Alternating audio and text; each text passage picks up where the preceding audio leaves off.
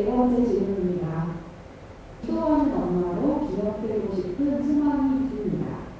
눈앞에 당면한 가제들로 열명간의 기도는 기복신앙에 머물렀었습니다. 이제는 어떤 기도를 해야 하는지도 조금은 알 것 같지만 아직도 내 기도가 가족들에게 좋은 에너지를 줬으면 좋겠고 선한 영향력을 끼쳤으면 합니다. 심지어 아이들만 아니면 기도하지 않아도 될 것 같은 원한 생각도 듭니다. 그러니까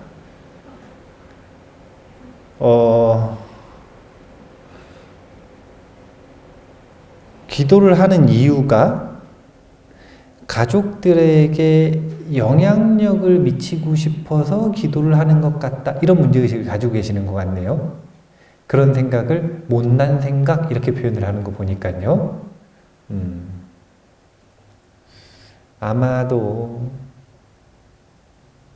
간섭이 심하신 분일 것 같네요.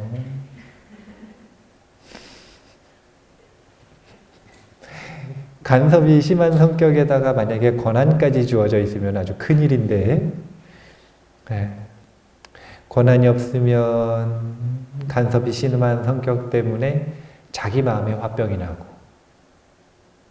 권한이 주어져 있으면 가족들의 목을 죄겠죠. 그런데 이런 것들도 솔직하게 자신의 욕구를 생각해 보는 건 정말 중요한 일이에요.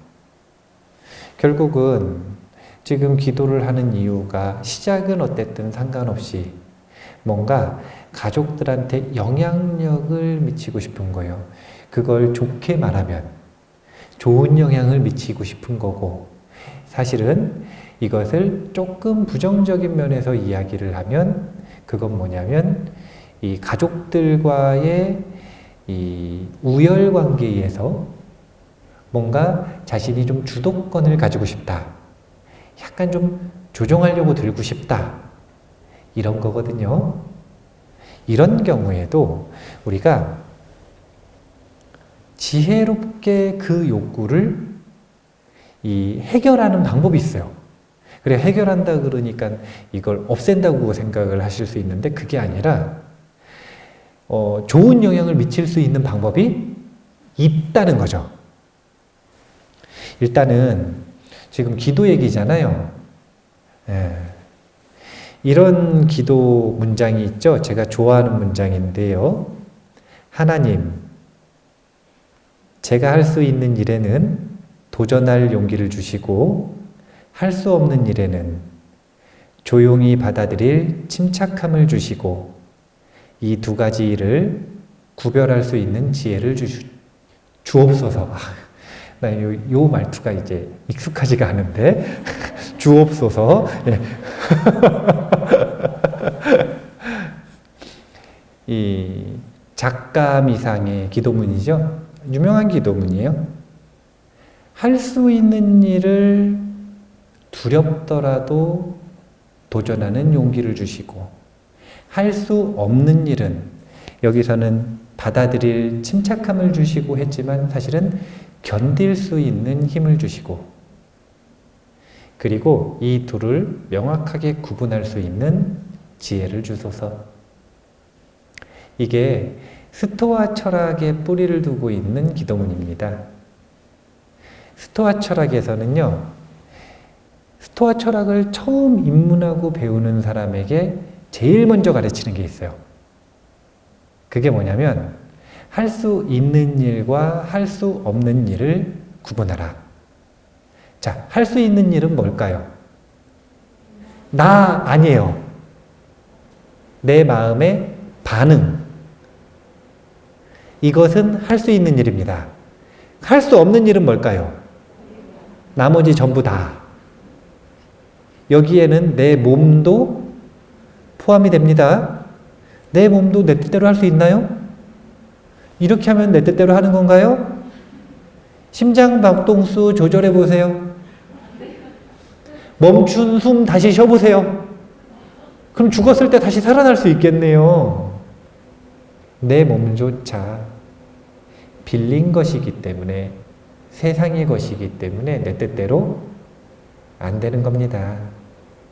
오직 내가 내 뜻대로 할 수 있는 건 내 마음뿐이다. 자, 여기에서 역설이에요. 제가 이 스토아 철학의 지혜에 대한 이야기를 시작한 건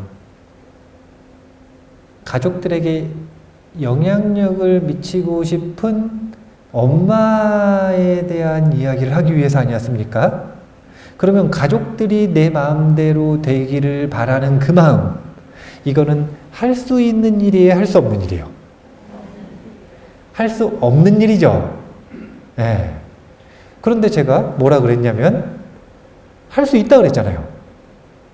그게 어떻게 이루어지는 거냐면 이렇게 이루어지는 거예요.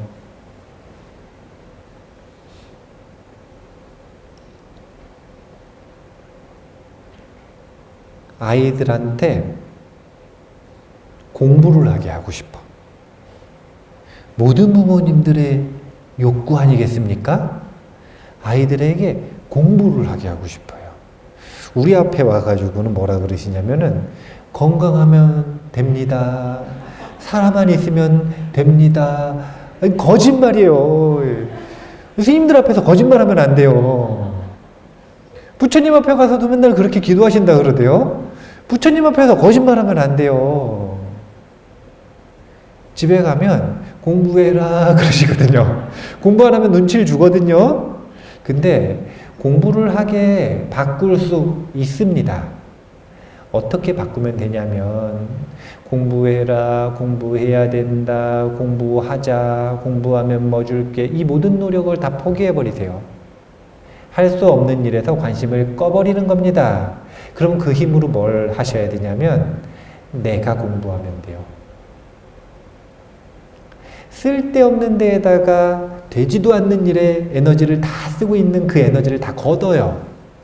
그래서 그걸 가지고 뭘 하냐면 내가 공부를 하면 돼요. 내가 공부를 하면 어떤 일이 벌어지냐면 내가 거실에다가 TV 대신 책상을 놓기 시작합니다. 내가 TV 치운 그 자리에다가 책장을 놓고 책을 꽂기 시작해요. 그래서 누워가지고 넷플릭스 보다가 이제는 아이패드 하나 사서 전자책 서비스를 보기 시작합니다. 공부하는 엄마 밑에서 공부 못하는 아이는 나올 수 있어요. 근데 공부 싫어하는 아이는 잘 안 나와요. 쟤는 어디서 배워서 저래? 어디서 배웠어요?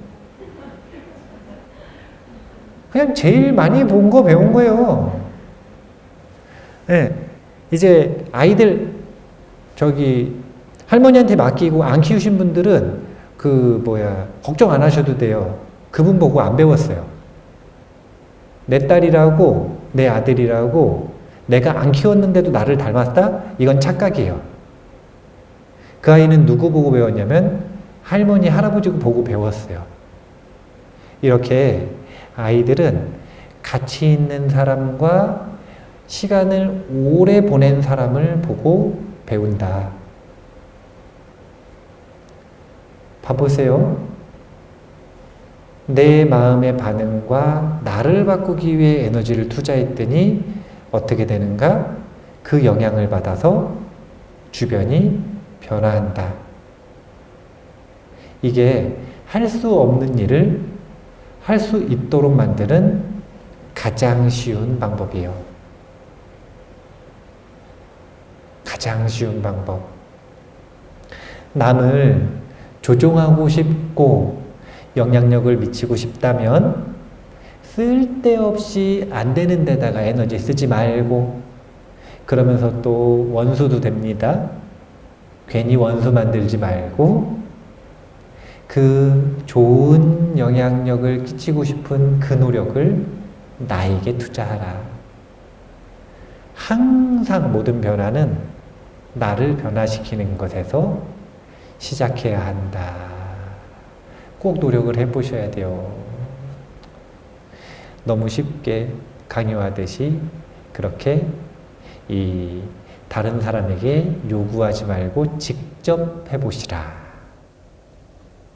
이렇게 할 때 지혜로운 영향력을 미칠 수 있을 것이다. 이렇게 생각을 하시면 됩니다. 자, 다음 질문 해볼까요?